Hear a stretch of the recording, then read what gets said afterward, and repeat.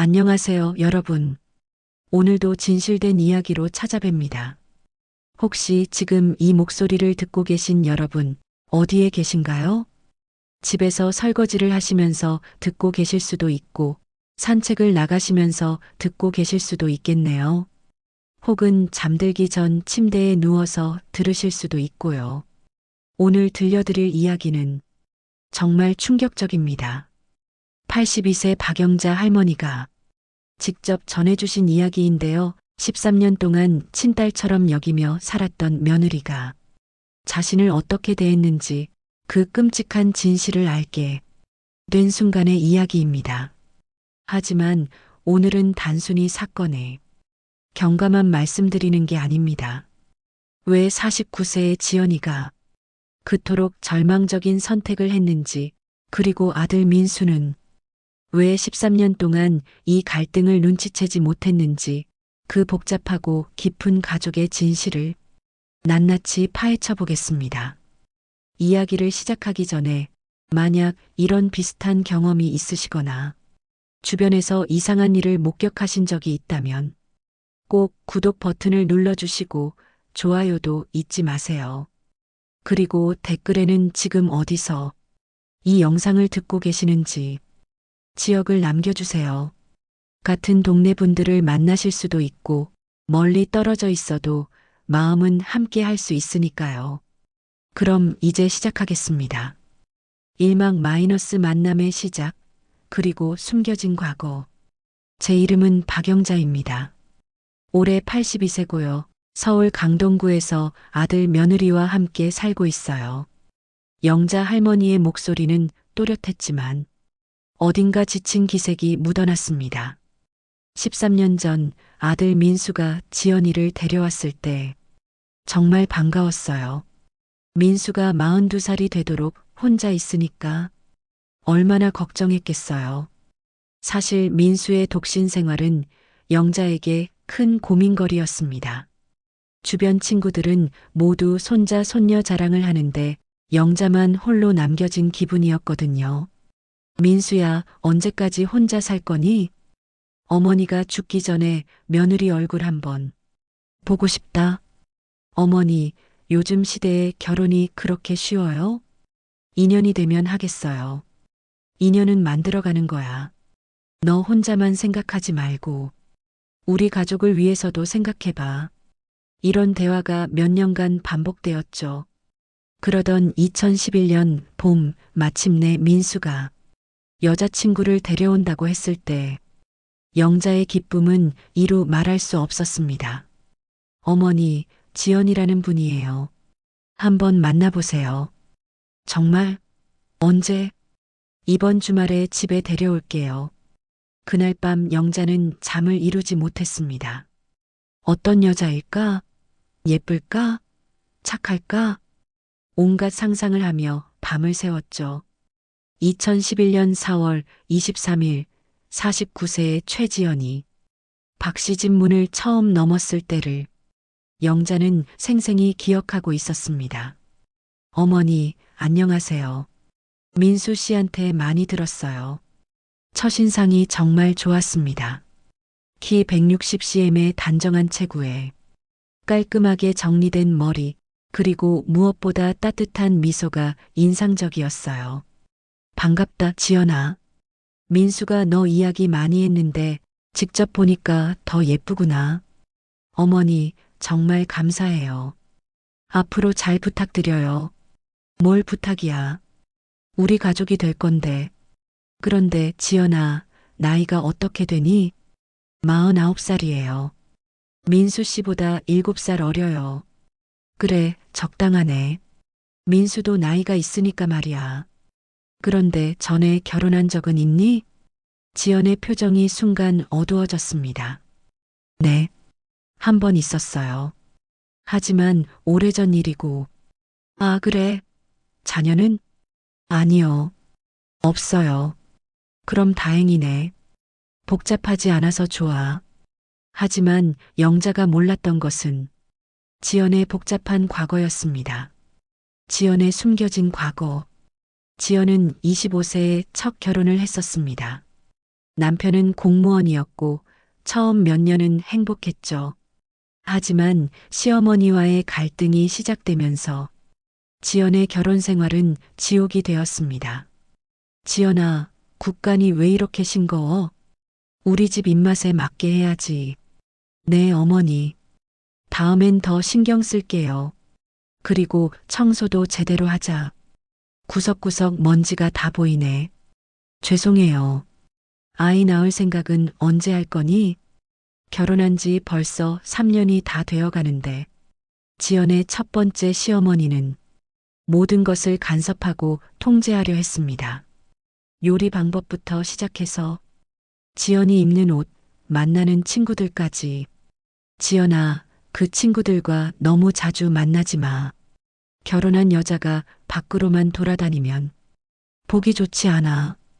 하지만 어머니, 제 친구들인데 친구가 뭐 그렇게 중요하니?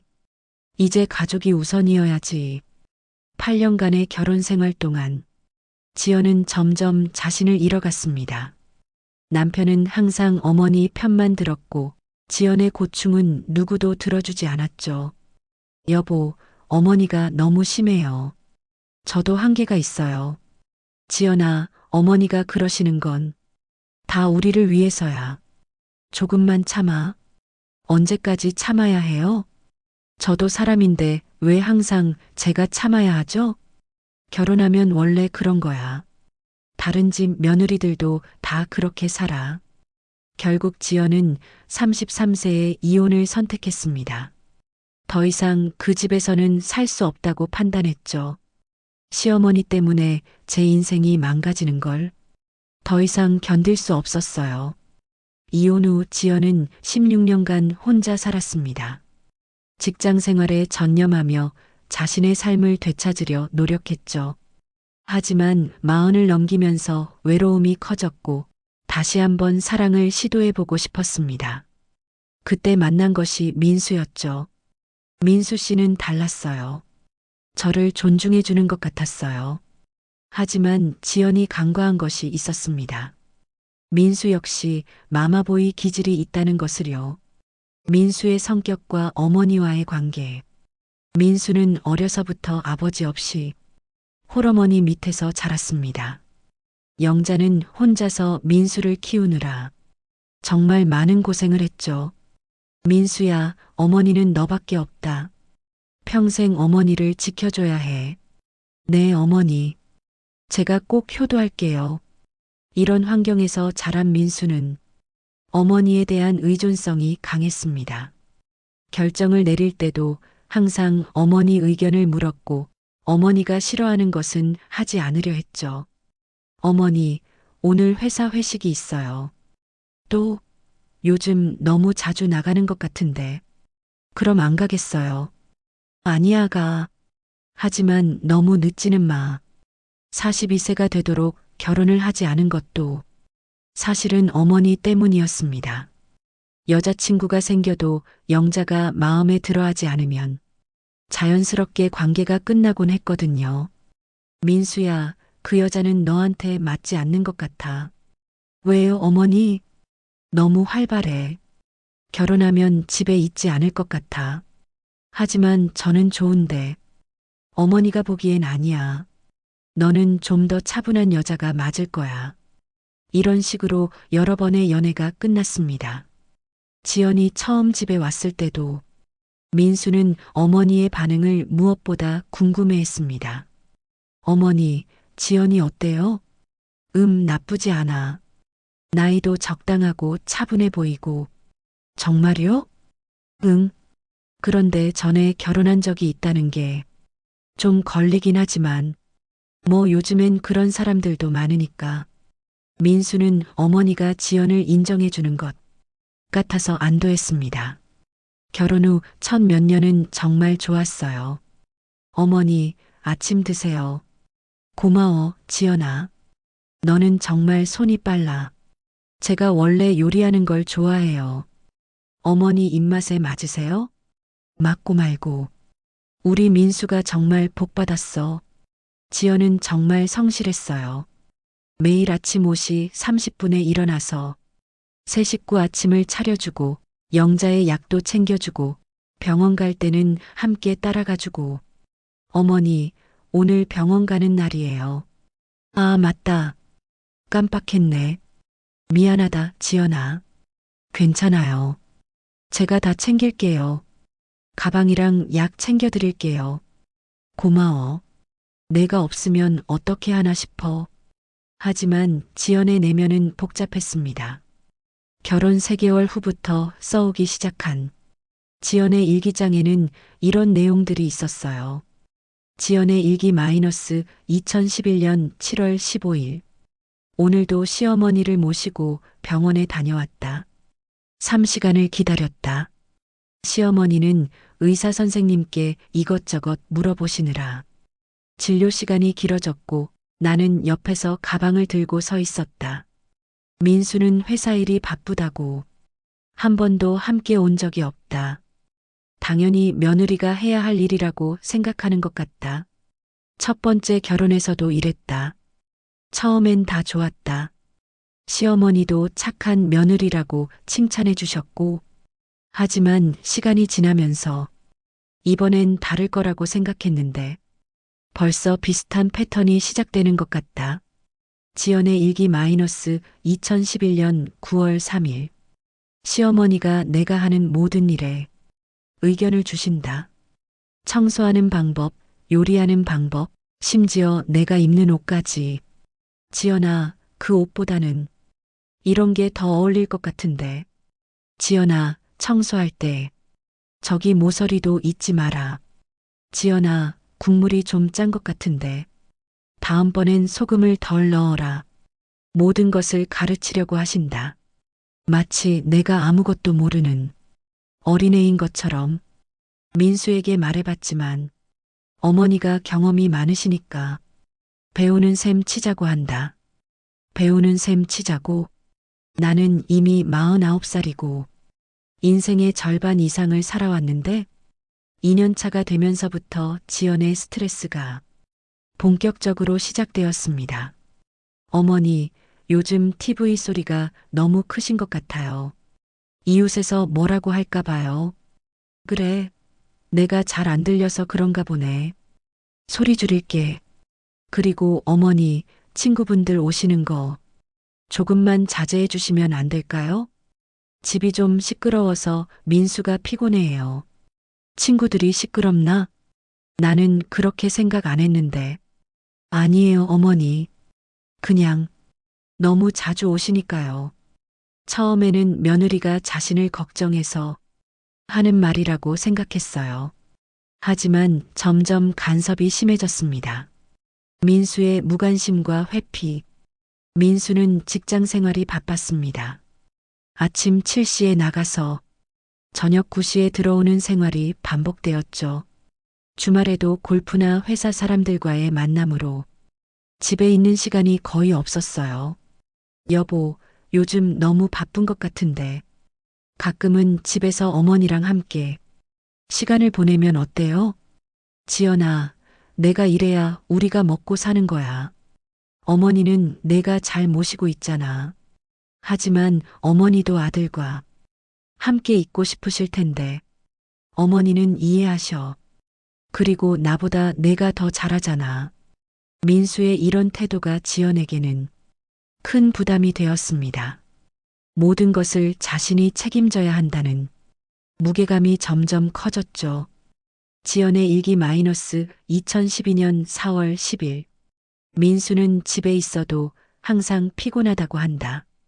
시어머니와 대화하는 것조차 귀찮아하는 것 같다. 어머니, 오늘 병원에서 뭐라고 했어요? 의사가 혈압이 좀 높다고 하더라. 약을 바꿔줬어. 아, 그래요? 스마트폰을 보며. 민수야, 어머니가 말씀하시는데. 핸드폰 그만 보고 제대로 대답해. 아, 네. 알겠어요. 이게 전부다. 시어머니에 대한 관심이 이게 전부다. 그러면서 나한테는 어머니 잘 모셔야 한다고 말한다. 자기는 뭘 하는데? 3년 차부터는 더 노골적이 되었어요. 어머니, 음식간이 너무 짜요. 건강이 안 좋으시잖아요. 내가 평생 이렇게 해먹었는데 요즘은 싱겁게 드셔야 해요. 나트륨이 안 좋다잖아요. 그래도 내 입맛에는 이게 맞는데 어머니 건강이 우선이에요. 영자는 점점 자신의 생활 패턴을 바꿔야 했어요. TV 볼륨도 친구들 초대하는 것도 심지어 음식감까지 주변 사람들이 본 변화. 영자의 오랜 친구인 김순희 아주머니는 이런 변화를 지켜보고 있었습니다. 영자야, 요즘 표정이 안 좋아 보여. 무슨 일 있니? 무슨 일이야? 그냥 나이 들어서 그런가 봐. 며느리는 어때? 잘해? 응, 잘해. 정말 잘해. 하지만 김순희의 눈에는 영자가 예전 같지 않아 보였습니다. 예전에는 그렇게 활발하던 영자가 요즘은 왜 그렇게 조용해졌지? 김순희는 다른 친구들과도 이야기했습니다. 영자 집에 갔는데 분위기가 좀 어색하더라. 어떻게? 며느리가 있으면 영자가 눈치를 봐. 예전에는 안 그랬는데. 그래. 그리고 며느리 표정도 좀 차가웠어. 겉으로는 웃으면서 인사하지만 눈이 안 웃고 있더라고. 이런 변화들은 서서히 일어났기 때문에 민수는 전혀 눈치채지 못했습니다. 지연의 일기 마이너스 2013년 11월 22일. 벌써 결혼한 지 2년 반이다. 매일매일이 똑같다. 아침에 일어나서 시어머니 아침 차리고 병원 모시고 가고 약 챙겨드리고 청소하고 저녁 준비하고 내 시간은 언제 있을까? 내가 원하는 건 언제 할 수 있을까? 친구들을 만나려고 하면 집에 어머니 혼자 계시는데 괜찮겠어? 라고 민수가 말한다. 그럼 민수는? 민수는 매주 골프 치러 가잖아. 민수는 회사 사람들이랑 술 마시러 가잖아. 왜 나만 집에 있어야 하지? 산막 마이너스 갈등의 심화, 그리고 위험한 생각들. 5년차가 되면서 민수의 태도도 변했어요. 어머니, 지연이가 말하는데 요즘 많이 까칠해지셨다고 하네요. 내가 까칠해? 뭔 소리야? 지연이가 좋은 뜻으로 말하는데 자꾸 토를 다신다고. 민수야, 내가 언제 토를 달았니? 그냥 내 의견을 말한 건데. 어머니, 지연이가 어머니. 걱정해서 그러는 거예요. 이해해 주세요. 이 대화를 들은 지연은 속으로 만족했습니다. 지연의 일기 마이너스 2016년 3월 5일. 드디어 민수가 내 편을 들기 시작했다. 시어머니가 뭘 말하면 어머니, 지연이 말이 맞는 것 같아요. 라고 한다. 처음에는 이상했지만 이제는 이런 상황이 익숙해졌다. 시어머니도 점점 자신의 주장을 포기하시는 것 같다. 이게 내가 원했던 건가? 아니다. 내가 원했던 건 존중받는 것이었다. 하지만 지금 받고 있는 건 존중이 아니라 굴복이다. 그런데 왜 기분이 나쁘지 않을까? 지연의 내면 변화. 7년 차부터 지연의 말투가 확연히 변했습니다. 어머니, 또 음식 남기셨네요. 배가 불러서 그래. 나이 들면 많이 못 먹어. 그럼 처음부터 적게 해달라고 하시지. 매번 남기시면 저만 힘들어요. 미안하다, 지연아. 괜찮다고 하지 마세요. 정말 힘들어요. 매일 음식 버리는 것도 아깝고. 지연의 목소리에 짜증이 묻어나기 시작했어요. 하지만 더 심각한 변화는 지연의 내면에서 일어나고 있었습니다. 지연의 일기 마이너스 2017년 8월 14일. 오늘 시어머니가 또 음식을 남기셨다. 배가 불러서라고 하시지만 그냥 내가 하는 요리가 맛없다는 뜻이다. 처음엔 정성껏 만들어 드리려고 새벽부터 일어나서 준비했는데 이제는 그냥 대충 한다. 어차피 맛있게 드시지도 않으실 건데 왜 내가 정성을 들여야 하지? 그런데 이런 생각을 하는 내가 무서워진다. 예전엔 이런 사람이 아니었는데 언제부터 이렇게 차가워진 걸까? 첫 번째 결혼 때도 그랬다. 처음엔 착한 며느리였는데 점점 차가워지고 심술궂어지고 똑같은 패턴이 반복되고 있다. 8년 차에 들어서면서 지연은 자신도 모르게 영자를 조종하기 시작했습니다. 어머니, 김순희 아주머니가 너무 자주 오시는 것 같아요.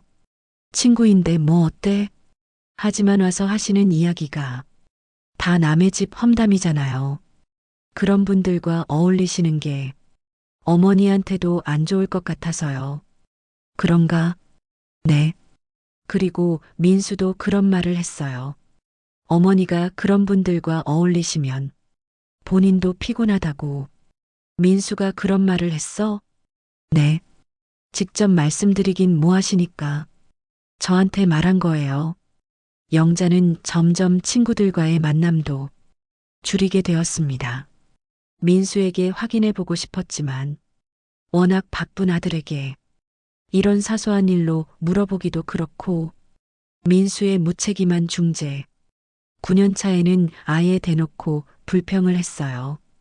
어머니, 정말 언제까지 이렇게 살아야 하는 거예요? 뭐라고? 아니에요. 제가 너무 피곤해서 그래요. 이 대화를 민수가 듣게 되었습니다. 지연아, 어머니한테 왜 그렇게 말해? 여보, 저도 사람이에요.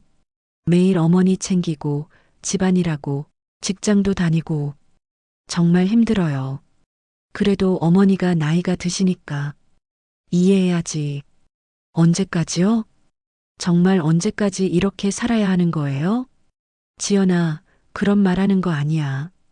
어머니도 들으시잖아. 민수의 중재 방식은 항상 이랬습니다. 근본적인 문제를 해결하려 하지 않고 그저 참으라, 이해하라는 식이었죠. 영자는 이런 대화를 들을 때마다 가슴이 아팠습니다. 하지만 어떻게 해야 할지 몰랐어요. 영자의 마음, 내가 지연이한테 짐이 되는구나. 어떻게 하면 좋을까? 하지만 82세의 영자가 혼자 살기는 어려웠습니다. 건강도 예전 같지 않았고 경제적으로도 아들에게 의존하고 있었죠. 그렇다고 요양원에 가자고 하면 민수가 뭐라고 할까? 영자는 딜레마에 빠졌습니다. 지연의 위험한 변화. 10년째부터는 지연이 영자를 거의 무시했어요. 지연아, 이거 좀 도와줄래? 지연아? 네, 뭐요? 이거 좀 열어달라고 했는데. 어머니, 저 지금 바빠요. 나중에 해주면 안 돼요? 그래, 알겠어. 지연은 점점 영자의 부탁을 들어주지 않았어요. 짜증스럽다는 표정을 노골적으로 내보였죠. 지연의 일기 마이너스 2020년 6월 10일. 결혼한 지 벌써 9년이다. 나는 이 9년 동안 뭘 했을까? 시어머니 뒷바라지만 했다. 내 꿈은, 내 행복은 모든 걸 포기했다. 49세에 재혼해서 이제 58세가 되었다. 내가 젊을 때는 다 어디로 갔을까? 친구들은 여행도 가고 취미 생활도 하고 자유롭게 살고 있는데 나만 집에 갇혀서 늙은 시어머니 뒷바라지만 하고 있다.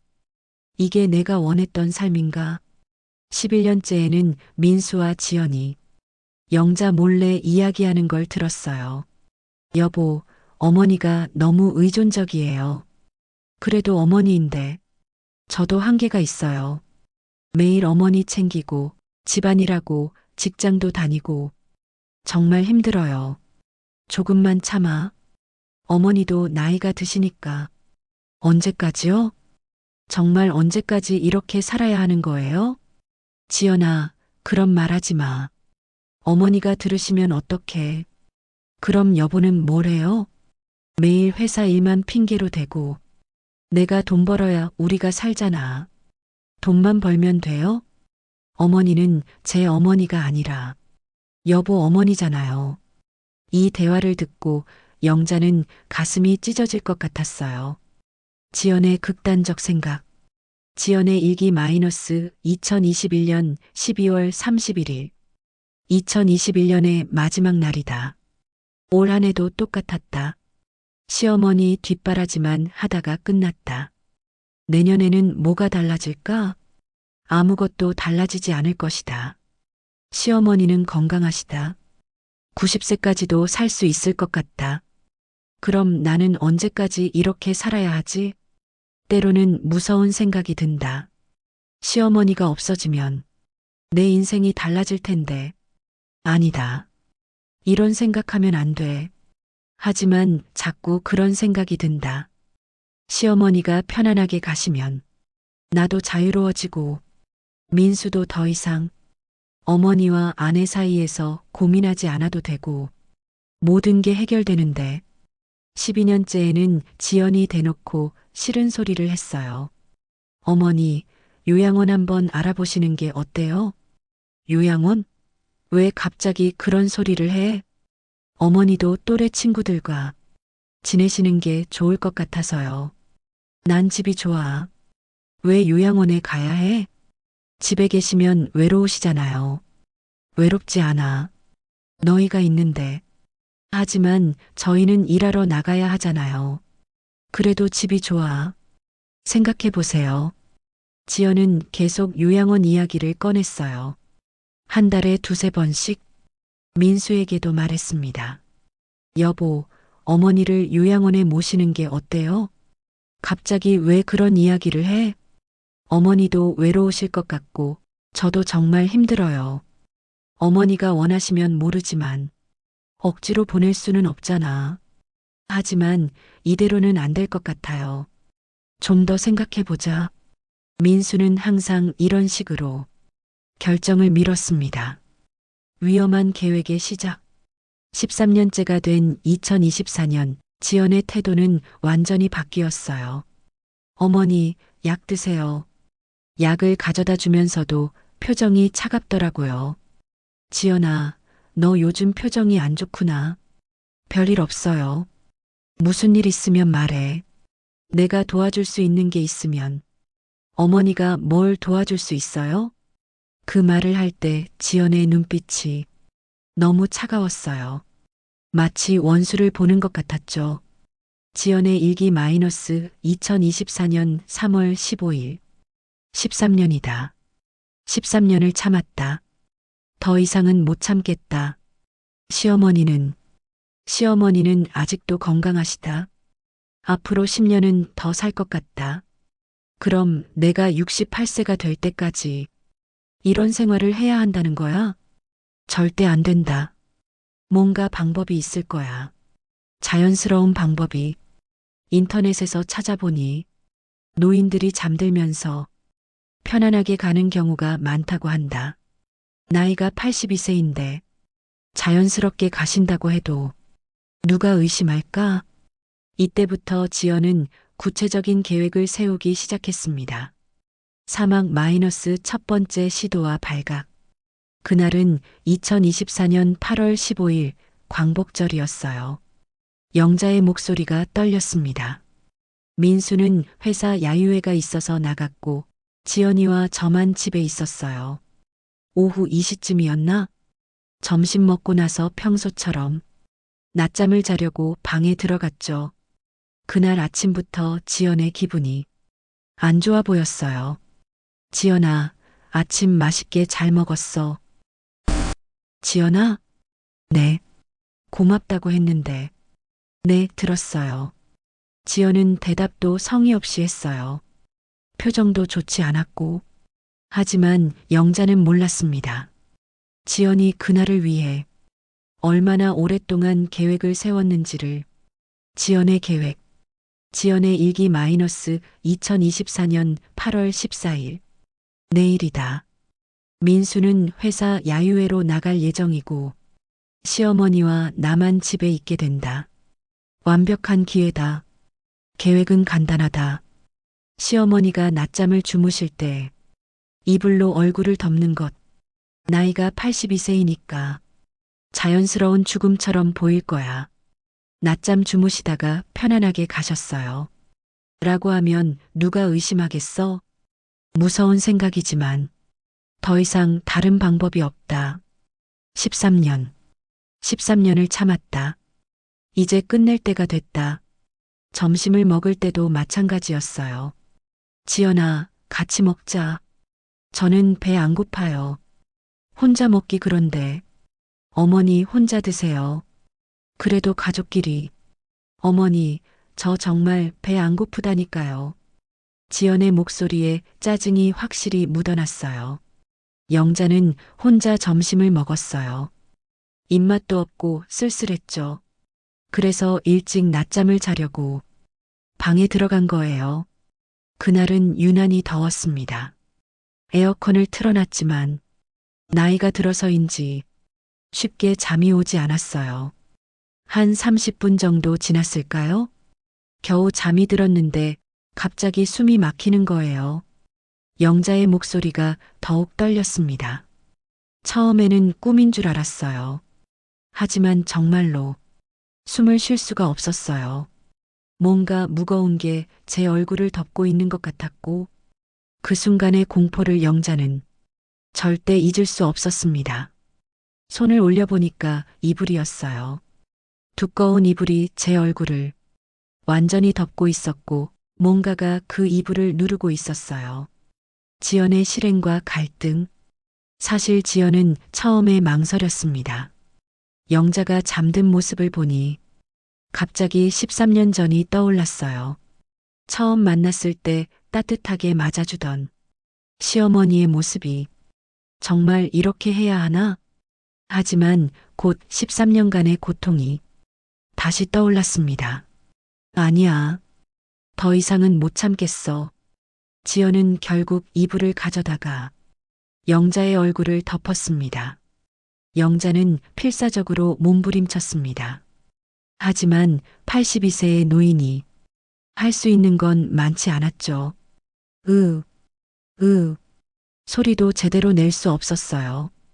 이불 때문에 소리가 막혔거든요. 그런데 약 2분 정도 지나니까 지연의 마음이 바뀌었습니다. 아니야, 이건 아니야. 갑자기 무서워진 거예요. 정말로 사람을 죽이고 있다는 현실이 와 닿은 거죠. 지연은 급하게 이불을 걷어냈습니다. 정말 죽는 줄 알았어요. 이대로 죽는구나 싶었어요. 그때 갑자기 이불이 걷어졌어요. 어머니, 괜찮으세요? 어떻게 된 거예요? 지연이가 제 침대 옆에 서 있더라고요. 하지만 영자가 보기에는 뭔가 어색했어요. 놀란 표정이기는 한데 진짜 놀란 것 같지 않았어요. 민수의 첫 번째 의심. 그날 저녁 민수가 집에 돌아왔을 때 지연이 이상했습니다. 여보, 오늘 어머니한테 무슨 일 있었어? 무슨 일? 어머니가 오늘 많이 놀라신 것 같던데. 아, 그거요? 낮잠 주무시다가 이불이 얼굴까지 올라가서 숨이 막히실 뻔했어요. 뭐, 그런 일이? 네. 제가 확인하러 들어갔다가 발견했어요. 민수는 뭔가 이상하다고 생각했지만 크게 의심하지는 않았습니다. 다행히 발견했네. 위험할 뻔했어. 하지만 그날 밤 지연은 잠을 이루지 못했습니다. 지연의 일기 마이너스 2024년 8월 15일. 실패했다. 마지막 순간에 겁이 나서 포기하고 말았다. 시어머니의 고통스러워하는 모습을 보니 갑자기 무서워졌다. 정말로 사람을 죽이려고 했다는 현실이 무서웠다. 하지만 문제는 해결되지 않았다. 시어머니는 여전히 살아계시고 내 상황도 달라지지 않았다. 어떻게 하지?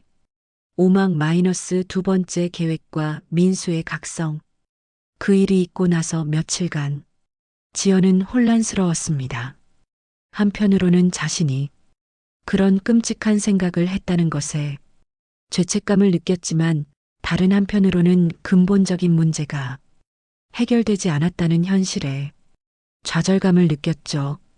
지연의 일기 마이너스 2024년 8월 20일. 이번 주 내내 시어머니를 제대로 쳐다볼 수가 없었다.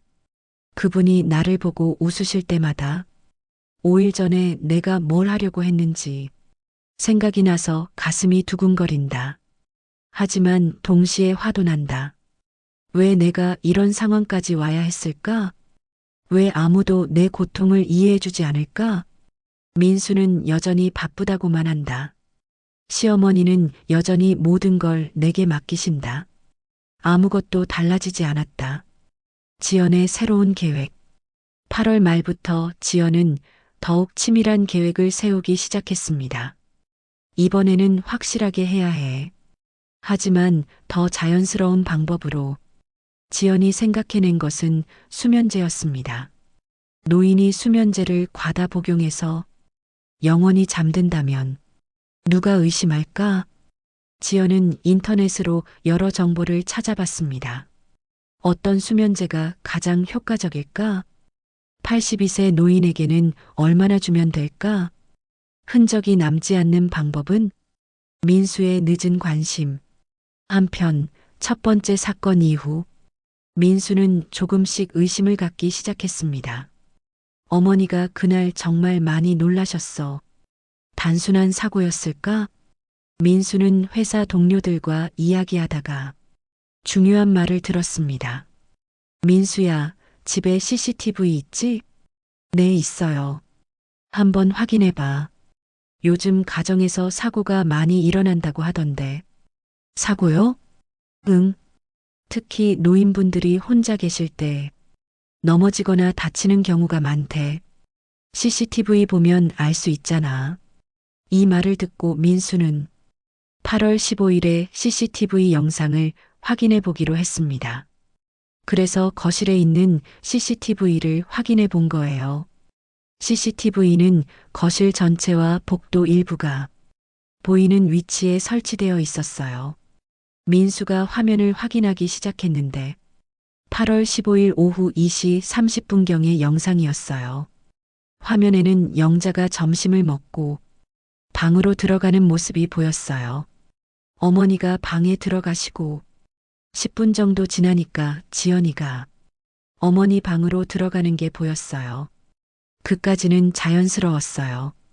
청소를 하러 들어갔을 수도 있고 뭔가 가져다 드리러 들어갔을 수도 있으니까. 하지만 지연이의 표정이 이상했어요. 민수는 화면을 자세히 봤어요. 지연이 방으로 들어갈 때의 표정이 평소와 달랐어요. 너무 진지하고 결연해 보였죠. 그리고 15분 정도 지나서 지연이가 방에서 나오는데 민수는 자신이 본 것을 믿을 수 없었어요. 지연이 표정이 너무 이상했어요. 뭔가 일을 끝내고 나온 사람의 표정 같았어요. 평소의 지연과는 완전히 다른 표정이었어요. 창백하고 떨리는 마치 무슨 큰일을 저지른 것 같은. 그리고 손을 계속 떨고 있었어요. 더 이상한 건 그 다음이었어요. 5분 후에 다시 어머니 방으로 들어가더라고요. 이번에는 급하게 뛰어 들어갔어요. 그리고 큰 소리로 어머니 라고 부르는 소리가 들렸어요. CCTV에는 음성도 녹음되거든요. 어머니, 괜찮으세요? 어떻게 된 거예요? 지연의 목소리였는데 놀란 것처럼 들렸어요. 그때 민수가 깨달은 거예요. 뭔가 잘못됐다는 걸. 민수의 갈등. 민수는 며칠간 고민했습니다. 설마 지연이가 어머니를 일부러? 그럴 리 없어. 13년 동안 잘 모셨는데. 하지만 CCTV 영상은 명백했습니다. 민수는 다른 각도에서 생각해 봤습니다. 지연이가 정말 힘들어했나? 생각해보니 지연이 최근 몇 년간 표정이 많이 어두워져 있었어요. 내가 너무 일에만 신경 쓰고 집안일은 다 지연이한테 맡겼나? 민수는 자신을 돌아봤습니다. 13년간 어머니를 모시는 일은 거의 모두 지연에게 맡겼죠. 자신은 돈 벌어오는 것으로 모든 책임을 다했다고 생각했어요. 어머니 병원 모시고 가는 것도, 약 챙기는 것도, 끼니 챙기는 것도 모두 지연이가 했어. 내가 한 게 뭐가 있지? 민수는 뒤늦게 후회했습니다. 지연의 수면제 구입. 그 사이 지연은 계획을 실행에 옮기고 있었습니다. 이웃 김아주머니가 어느 날 이런 말을 하더라고요. 영자야, 지연이가 요즘 너무 힘들어 보여. 마트에서 만났는데 인사도 안 하고 지나가더라. 표정도 너무 어둡고. 정말? 응. 그리고 약국에서도 봤는데 뭔가 이상한 걸 사더라. 이상한 거? 수면제 같은 거 꽤 많이 사던데. 수면제? 잠 안 온다고 하면서. 근데 그렇게 많이 필요한가 싶어서. 김아주머니의 말을 듣고 영자는 더욱 불안해졌어요. 실제로 지연은 여러 약국을 돌아다니며 수면제를 구입하고 있었습니다. 한 약국에서 너무 많이 사면 의심받을 수 있으니까 여러 곳에서 조금씩 사자. 지연의 일기 마이너스 2024년 8월 25일. 오늘 세 번째 약국에서 수면제를 샀다. 약사가 이렇게 자주 사시는 분은 처음이네요. 라고 말해서 가슴이 철렁했다. 잠이 정말 안 와서요라고 대답했지만 의심스러운 눈빛이었다. 이제 충분한 양이 모였다. 82세 노인에게는 이 정도면 충분할 거야. 하지만 어떻게 먹일까? 억지로 먹일 수는 없고 우유에 타면 될까? 시어머니는 평소에 따뜻한 우유를 좋아하시니까. 민수의 직면. 8월 28일 민수는 더 이상 참을 수 없었습니다. 어머니, 혹시 지연이가 이상한 행동하는 거 없어요? 이상한 행동? 그날 입을 일 말고도 다른 거. 영자는 잠깐 생각해 봤습니다. 요즘 자꾸 수면제 이야기를 하더라. 수면제? 잠 안 올 때 드시라고. 근데 난 그런 거 싫어한다고 했는데 자꾸 권하더라고. 민수의 얼굴이 굳어졌습니다. 어머니, 앞으로 지연이가 주는 거 아무거나 드시면 안 돼요. 왜? 무슨 일인데? 그냥 조심하세요. 민수는 확신이 들었습니다. 지연이 뭔가 계획하고 있다는 것을. 8월 30일 결정적인 일이 일어났어요. 그날 저녁 지연이 영자에게 따뜻한 우유를 가져다 줬어요. 어머니, 이거 드세요. 몸에 좋아요. 뭔데? 따뜻한 우유에 꿀 넣은 거예요. 잠도 잘 올 거예요. 지연은 며칠간 고민한 끝에 결국 실행에 옮기기로 한 거였어요. 지연의 마음. 이번에는 확실하게 해야 해. 더 이상 미룰 수 없어. 하지만 영자는 민수의 당부가 생각나서 마시지 않았어요. 고맙긴 한데 지금은 배가 불러서 조금만 드세요. 정말 몸에 좋거든요. 지연이 계속 권했어요. 평소와 다르게 간절하게. 나중에 마실게. 왜 안 드세요? 제가 정성껏 만든 건데. 지연의 목소리에 초조함이 묻어났어요. 정말 나중에 마실게. 지금 드세요. 지연이 강요하기 시작했어요. 싫어. 왜 싫어요? 그냥 싫어. 그때 민수가 방에서 나왔어요. 민수의 개입. 뭘 하고 있어? 어머니께 우유 드리려고 하는데 안 드시려고 해요. 어머니가 싫어하신다면 억지로 드리실 필요 없죠. 하지만 몸에 좋다는데 괜찮아요. 민수가 우유잔을 받아서 확인해 봤어요.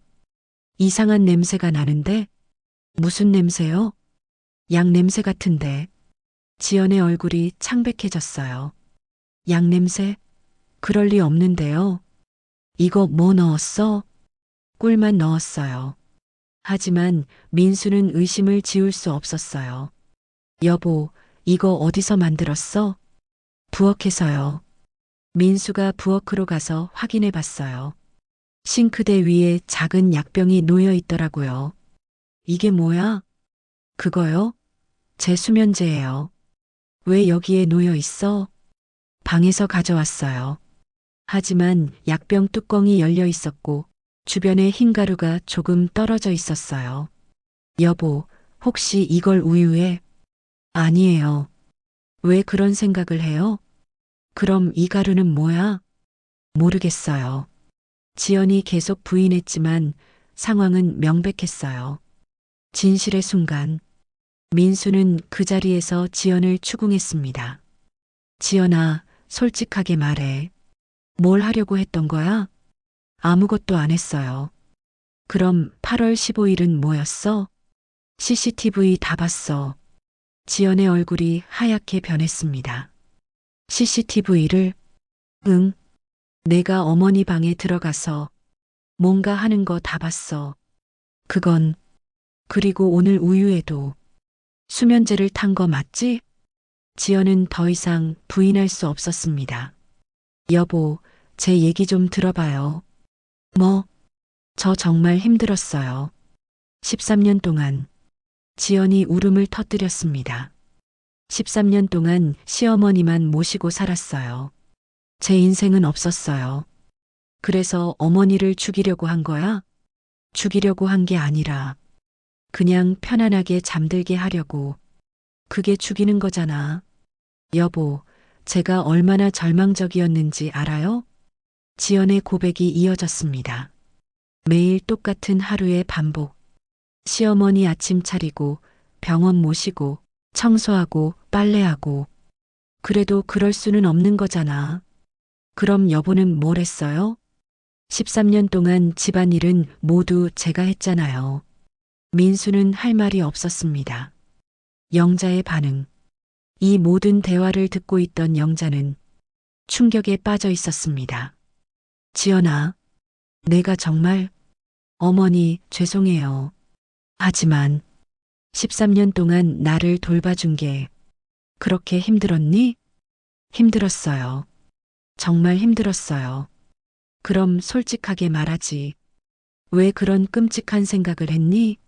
말해봤자 소용없을 거라고 생각했어요. 영자는 깊은 상처를 받았습니다. 내가 그렇게 소통이 안 되는 사람이었나? 경찰 신고. 민수는 더 이상 참을 수 없었습니다. 지연아, 경찰서에 가야겠어. 여보, 어머니를 죽이려고 했는데 어떻게 그냥 넘어가? 제발 한 번만 용서해 주세요. 용서? 2번이나 시도했는데 민수는 그날 바로 경찰서에 신고했습니다. 7막 마이너스 재판과 진실 파헤치기. 경찰서에 간 건 8월 30일 오후였어요. 영자의 목소리에 긴장감이 묻어났습니다. 처음에는 경찰관들도 별로 심각하게 받아들이지 않았어요. 할머니, 가족 간에 이런 오해가 생길 수 있어요. 며느리분이 정말 그럴 의도였는지. 하지만 민수가 CCTV 영상과 우유 검사 결과를 보여주면서 상황이 바뀌었어요. 영상을 본 경찰관의 표정이 변했어요. 담당 형사는 20년 경력의 베테랑 박 형사였어요. 이건 좀 이상하네요. 일단 정식 조사를 해봐야겠습니다. 지연의 조사. 그날 오후 지연에게 경찰서에 나와달라는 연락이 갔어요. 조사실에서 지연은 처음에는 강하게 부인했어요. 제가 왜 시어머니를 해치려고 해요? 13년 동안 정성껏 모셨는데. 박 형사가 증거를 하나씩 제시했어요. 그럼 이 CCTV 영상은 뭔가요? 영상을 본 지연의 얼굴이 창백해졌어요. 그리고 이 우유는 어떻게 설명하시겠어요? 검사 결과를 보여주자 지연이 말을 더듬기 시작했어요. 그건 부인, 이 정도 농도의 수면제면 82세 노인에게는 치명적일 수 있습니다. 저는 그런 의도가 아니었어요. 지연의 진술. 결국 지연은 모든 것을 털어놨습니다. 정말 그럴 생각은 없었어요. 하지만 너무 힘들었어요. 13년 동안 시어머니 눈치 보면서 살았어요. 지연의 진짜 마음이 터져 나오기 시작했어요. 결혼했을 때는 괜찮을 줄 알았어요. 하지만 시어머니는 모든 걸 간섭했어요. 제가 하는 요리, 청소하는 방법, 친구들 만나는 것까지. TV 볼륨도 시어머니 기준이고 집에 친구 부르는 것도 눈치 봐야 하고 13년 동안 제 생활은 없었어요. 모든 게 시어머니 중심이었다고요. 박 형사가 질문했습니다. 그래서 며느리가 시어머니를 죽이려 했다는 건가요? 죽이려고 한 건 아니에요. 그럼 뭐예요? 그냥 깊이 잠들게만 하려고. 그리고 나서 그냥 지연이 말을 못했어요. 부인, 솔직히 말하세요. 시어머니가 잠든 사이에 뭘 하려고 했나요? 한참 후에 지연이 떨리는 목소리로 말했어요. 평안하게 가시게 하려고. 지연의 과거 상처, 조사가 깊어지면서 지연의 복잡한 과거가 드러났습니다. 지연 씨, 이전 결혼에서도 시어머니와 갈등이 있었다고 하던데. 네. 어떤 갈등이었나요? 첫 번째 시어머니도 모든 걸 간섭하셨어요. 지연이 처음으로 과거를 털어놨습니다. 25세에 결혼해서 8년 동안 살았는데 하루도 편한 날이 없었어요. 무엇이 가장 힘드셨나요? 제 존재 자체를 부정당하는 기분이었어요. 제가 하는 모든 것이 틀렸다고 하시고, 그래서 이혼을 선택하신 거군요. 네. 더 이상은 못 견디겠다고 생각했어요. 그런데 왜 다시 결혼하셨나요? 16년 동안 혼자 살다 보니 외로웠어요. 그리고 민수 씨는 달라 보였어요. 어떻게 달라 보였나요? 저를 존중해 주는 것 같았어요. 첫 번째 남편과는 다르게. 하지만 결혼 후에는 시어머니 문제가 똑같이 반복됐어요. 지연의 심리 상태, 정신과 전문의의 감정도 이루어졌습니다. 지연 씨는 만성적인 우울증과 극도의 스트레스 상태였습니다. 구체적으로 어떤 상태였나요? 13년간의 압박감과 통제로 인해 자아 정체성이 심각하게 훼손된 상태였습니다. 그것이 범행 동기와 관련이 있나요? 극한 상황에서 벗어나고 싶은 절망적인 심리가 작용했을 것으로 보입니다. 하지만 살인을 시도할 정도였나요? 정상적인 판단력이 흐려진 상태에서 극단적인 선택을 했을 것으로 판단됩니다. 민수의 증언. 민수도 증인으로 법정에 섰습니다. 피고인과 어머니의 관계는 어땠나요? 처음에는 정말 좋았어요. 지연이가 어머니를 잘 모셨거든요. 언제부터 변했나요? 지금 생각해보니 몇 년 전부터 지연이 표정이 어두워져 있었어요. 그런데 왜 신경 쓰지 않으셨나요? 민수는 대답하기 어려워했습니다. 제가 너무 일에만 신경 썼어요. 구체적으로 어떤 점에서? 어머니 돌보는 일을 모두 지연이한테 맡겼어요. 저는 돈만 벌어오면 된다고 생각했어요. 그것이 지연 씨에게 부담이 되었을 수도 있다고 생각하시나요? 지금은 정말 후회해요. 영자의 증언. 영자도 법정에 섰습니다.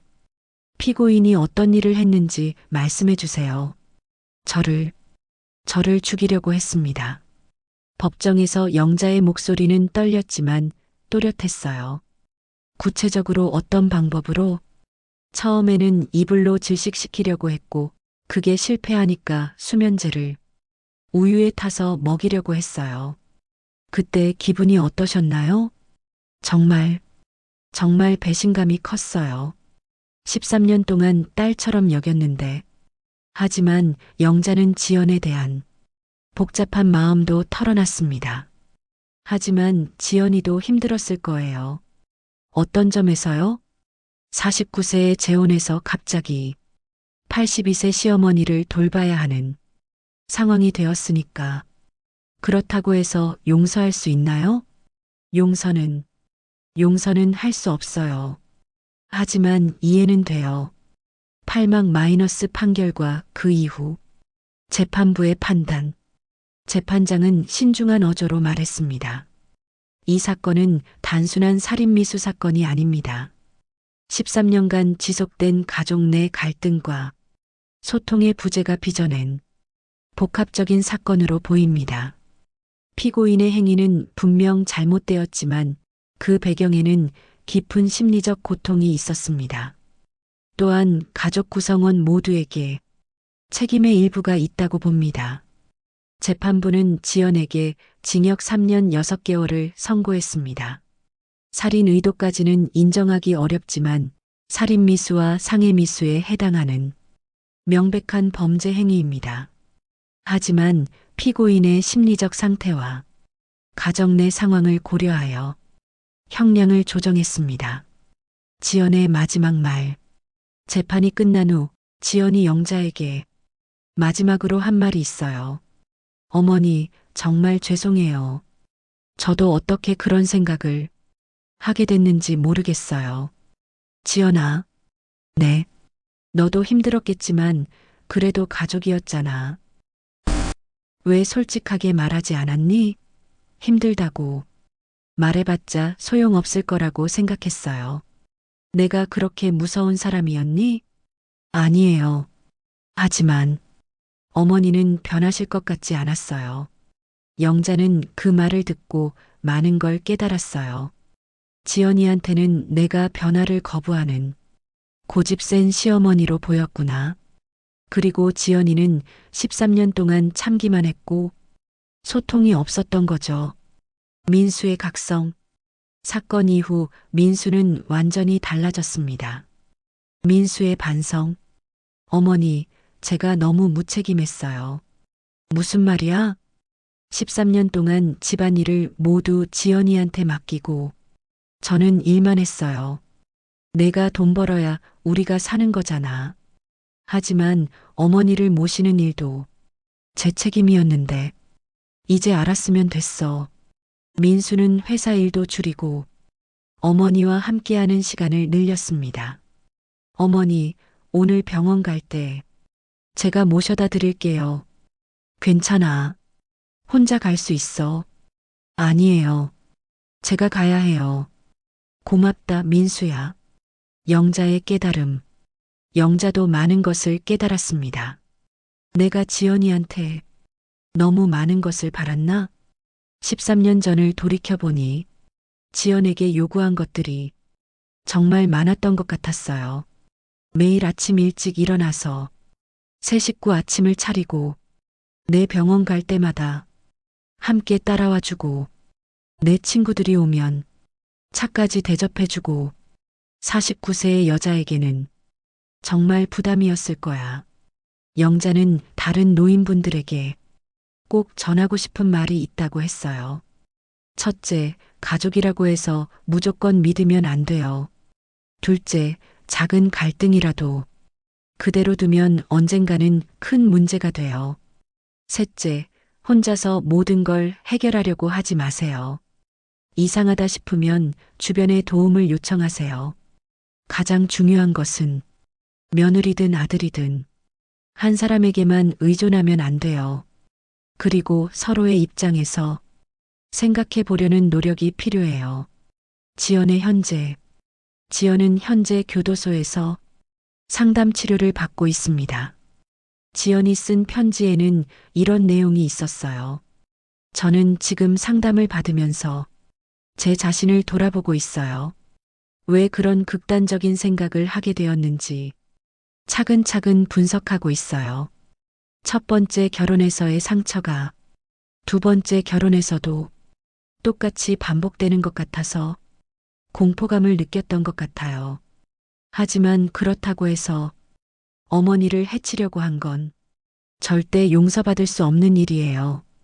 제가 출소하면 어머니께 제대로 사과드릴게요. 지금은 민수와 둘이 살고 있어요. 민수가 일찍 퇴근해서 영자를 챙겨주고 있어요. 어머니, 오늘 기분 어때요? 괜찮아. 뭔가 드시고 싶은 거 있으시면 말씀하세요. 고마워, 민수야. 하지만 영자는 여전히 조심스럽게 살고 있어요. 요양보호사를 주 3회 부르고 가능한 한 혼자 있는 시간을 줄였어요. 그리고 무엇보다 중요한 건 이제는 작은 변화도 놓치지 않으려고 해요. 그리고 대화를 많이 하려고 해요. 민수와의 대화가 늘어났습니다. 어머니, 요즘 어떠세요? 불편한 점은 없으세요? 괜찮아. 너무 신경 쓰지 마. 아니에요. 제가 더 신경 써야 해요. 민수야, 내가 많이 변했구나. 어머니, 제가 너무 늦게 깨달았어요. 가족 관계에 대한 성찰. 이 사건을 통해 우리가 배울 수 있는 교훈들이 많습니다. 첫째, 소통의 중요성. 지연이 13년 동안 자신의 고충을 제대로 표현하지 못했고 영자와 민수도 지연의 마음을 헤아리지 못했습니다. 작은 갈등도 쌓이면 큰 문제가 됩니다. 둘째, 역할 분담의 필요성. 민수가 모든 것을 지연에게 맡기고 자신은 경제활동만 한 것이 큰 문제였습니다. 가족을 돌보는 일은 한 사람의 몫이 아닙니다. 셋째, 상호 존중과 이해.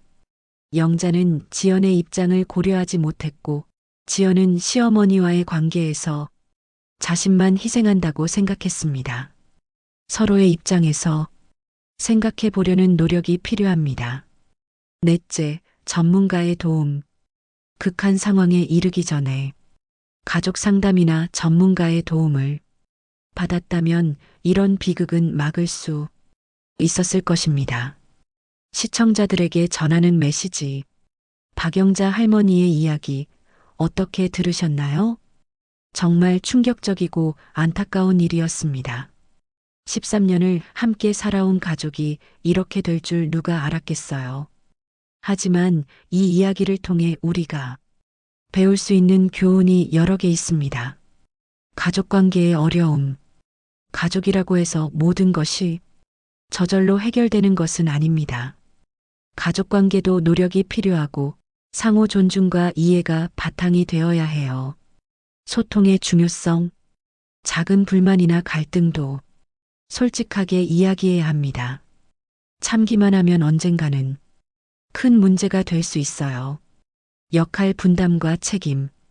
가족을 돌보는 일은 한 사람만의 책임이 아닙니다. 모든 가족 구성원이 각자의 역할을 해야 해요. 전문가의 도움. 가족 간에 해결하기 어려운 갈등이 있을 때는 전문가의 도움을 받는 것도 좋은 방법입니다. 혹시 지금 비슷한 상황에 계신 분이 있다면 절대 혼자 해결하려고 하지 마세요. 주변의 도움을 요청하시고 가족과 솔직하게 대화하세요. 시어머니와 며느리 관계. 특히 시어머니와 며느리 관계는 정말 어려운 문제입니다. 서로 다른 세대, 서로 다른 환경에서 자라온 두 여성이 한 집에서 살아가는 것이니까요. 시어머니께서는 며느리의 입장에서, 며느리께서는 시어머니의 입장에서 생각해 보시길 바랍니다. 그리고 무엇보다 중간에서 아들이 균형을 잡아주는 것이 정말 중요합니다. 노인분들께 당부의 말씀. 혼자 사시는 어르신들, 그리고 가족과 함께 사시는 어르신들께 특별히 당부드리고 싶은 말씀이 있습니다. 첫째, 가족이라고 해서 모든 것을 맡기고 방심하지 마세요. 아무리 가까운 사이라도 서로의 한계를 인정하고 존중해야 해요. 둘째, 작은 변화와 신호를 놓치지 마세요. 가족의 표정이나 행동 변화를 주의 깊게 관찰하는 것이 중요해요. 셋째, 이상한 일이 있으면 혼자 고민하지 말고 주변의 도움을 요청하세요. 이웃, 친구, 사회복지사, 경찰, 누구든 상관없어요. 넷째, 자신의 안전은 스스로 지켜야 합니다. 나이가 들었다고 해서 모든 판단을 다른 사람에게 맡기면 안 돼요. 며느리들께 드리는 말씀.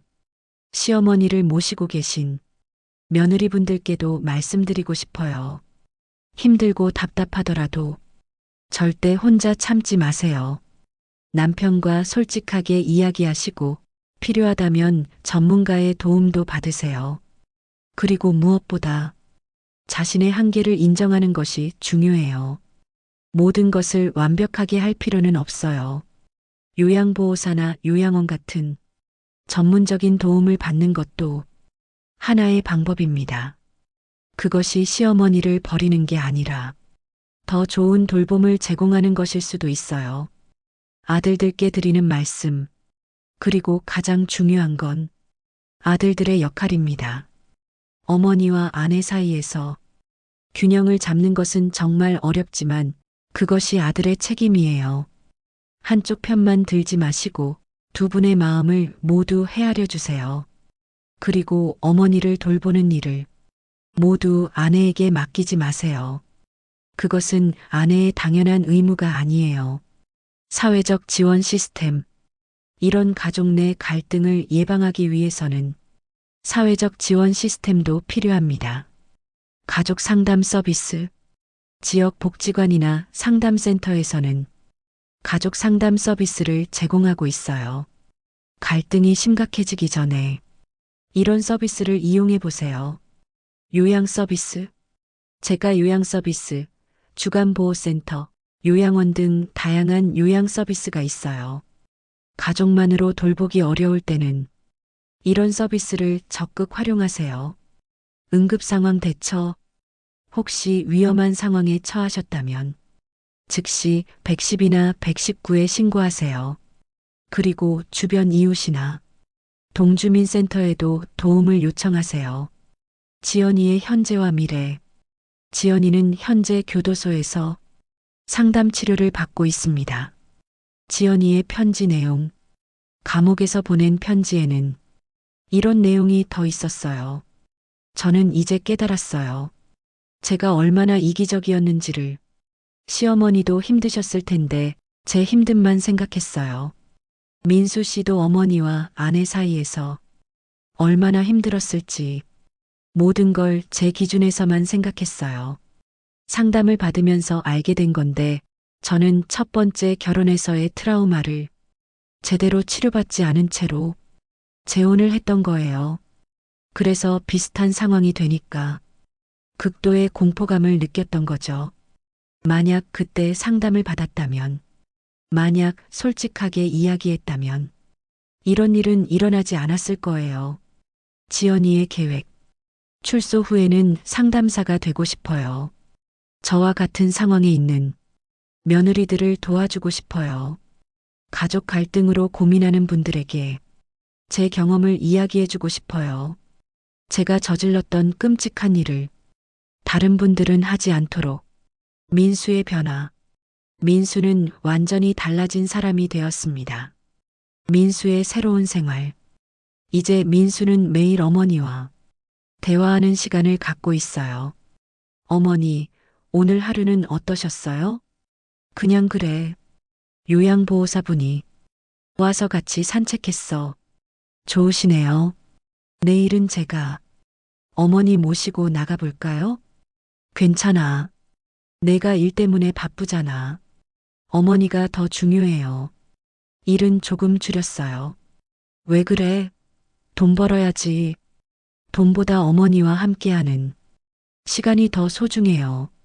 민수는 주말마다 영자와 함께 영화를 보러 가거나 맛있는 식당에서 식사를 합니다. 어머니, 오늘 뭐 드시고 싶으세요? 뭐든 좋아. 그럼 어머니가 좋아하시는 냉면집 가실까요? 좋지. 민수의 반성과 다짐. 민수는 자주 이런 말을 해요. 어머니, 제가 정말 바보였어요. 13년 동안 뭘 했는지 모르겠어요. 이제라도 알았으니 다행이야. 지연이한테도 미안해요. 제가 더 신경 썼으면 그런 일은 안 일어났을 텐데. 지연이도 잘못했지만 우리도 잘못한 게 있어. 앞으로는 절대 이런 일 없게 할게요. 영자의 현재 생활. 영자는 이제 더 적극적인 생활을 하고 있습니다. 새로운 일상. 이제는 요양보호사분과 함께 규칙적으로 운동을 해요. 그리고 주간보호센터에도 주 2회 다니고 있어요. 거기서 또래 친구들을 만나니까 외롭지 않아요. 민수도 응원해줘요. 어머니, 센터 가시는 거 좋아하세요? 응, 친구들이 있어서 재미있어. 그럼 다행이에요. 앞으로도 계속 다니세요. 영자의 마음가짐 변화. 예전에는 모든 걸 가족에게만 의존했는데 이제는 다양한 사람들과 관계를 맺고 있어요. 그리고 무엇보다 제 안전은 제가 책임진다는 마음가짐을 갖게 되었어요. 나이가 들었다고 해서 모든 판단을 포기하지 않아요. 교훈과 메시지. 이 이야기를 통해 우리가 얻을 수 있는 교훈들을 정리해 보겠습니다. 1. 소통의 중요성. 가족 간에도 솔직한 대화가 필요합니다. 작은 불만이나 갈등을 그냥 넘어가지 마세요. 시간이 지날수록 더 큰 문제가 될 수 있어요. 2. 역할 분담. 가족을 돌보는 일은 한 사람만의 몫이 아닙니다. 모든 가족 구성원이 적절한 역할을 해야 해요. 3.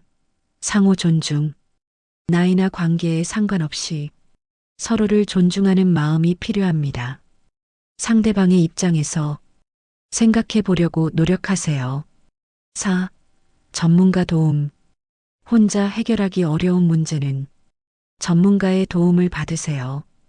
가족 상담, 요양 서비스 등을 적극 활용하는 것이 좋습니다. 5. 조기 대응. 문제의 신호가 보이면 빨리 대응하세요. 시간이 지날수록 해결하기 어려워집니다. 마무리 인사. 여러분, 긴 시간 들어주셔서 정말 감사합니다.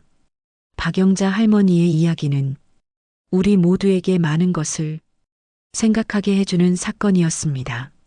13년이라는 긴 시간 동안 쌓인 갈등이 결국 이런 끔찍한 결과로 이어졌다는 것이 정말 안타깝습니다.